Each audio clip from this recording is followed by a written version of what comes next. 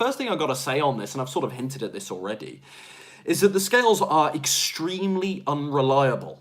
They are extremely unreliable. Now, for some people, this is going to feel strange, and hearing this is going to be sort of contradictory for them because they are so used to the scales being the determiner of their progress. They are so programmed to think that what the scale shows is an accurate reflection of how they're doing from a weight loss perspective. Worse yet, some people take it further by allowing the scales to dictate their feelings and emotions, their mental and emotional state. And that's a disaster as well. Now, believe you me, we're going to get to all of that in this video here, and we're going to talk about the solutions to those problems in this video here. But it's worth me mentioning that the scales are extremely unreliable, and this can, of course, be very, very misleading. So for people to think that the scales are truly always the best reflection of their progress, given how unreliable they can be, this is a huge mistake. Why then? Why are the scales unreliable, you might be wondering? Well, fluctuations are real, my friends. It's very, very normal. It's the better word is natural for your body weight to go through these fluctuations, for it not to be the same exactly day in, day out. This is completely normal, completely natural. That's the first thing that I would like to get viewers here to have their heads, wrapped around. This is the first idea. It's very, very normal for your body to fluctuate. It doesn't necessarily mean you're doing something wrong.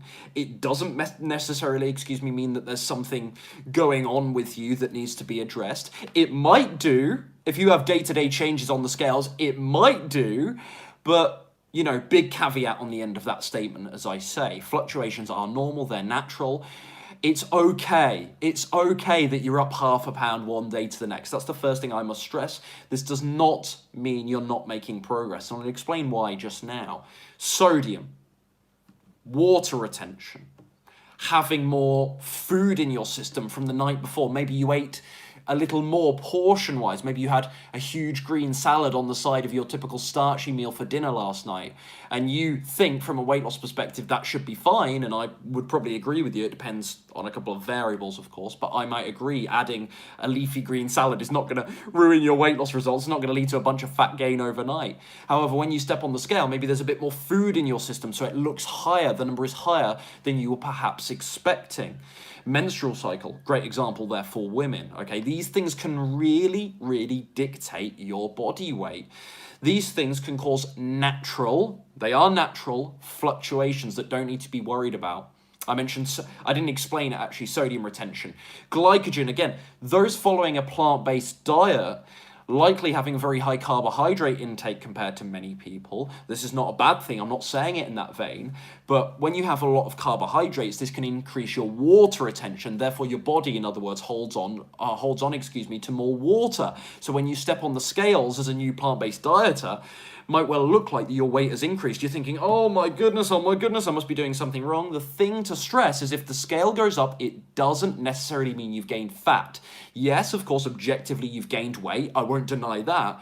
But I suppose what I'm trying to suggest here is there's more to the story. These fluctuations, these variables, these things that can affect your body weight, it means there's more to the story. So don't falsely and quickly jump to the conclusion that you're not making progress because your weight has stayed the same or gone up. There is more to the story. Now, again, the important thing to mention on this is if your weight is increasing day to day, then yeah, there is a good chance you're doing something wrong. You can't just put this down to these fluctuations. That's not what I'm stressing.